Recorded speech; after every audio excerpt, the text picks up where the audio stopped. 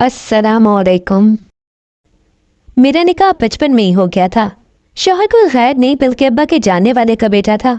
अब्बा की और उसकी अच्छी दोस्ती थी और दोनों ने अपनी इस दोस्ती को आगे बढ़ाने के लिए बच्चों का निकाह बचपन में करा दिया। मुझे तो वाकया भी याद नहीं कि जब मेरा निकाह हुआ था। निकाह के बाद मेरा ससुर अपने खानदान को लेकर अब्बा चला गया और वापस कभी नहीं आया। मेरे पास निकाह की सिर्फ एक तस्वीर थी जिसमें हम दोनों बहुत छोटे थे। उनके जाने के बाद अब्बा ने उनसे राब्ता करने की बहुत कोशिश की, पर जाने क्यों अचानक सारे राब्ते खत्म हो गए। अब्बा को यही था कि वो लोग नई जगह गए थे। वैसे भी पहाड़ी इलाके में मेरे ससुर का ट्रांसफर हुआ था क्योंकि वो एक सरकारी मुलाजिम था। वहाँ राब्ता करना काफी मुश्किल था। लेकिन मुझे बचपन से अम्मा ने यही कहा था कि तुम्हारा निकाह हो चुका है, तुम्हें बस अपनी शौहर का इंतजार करना है।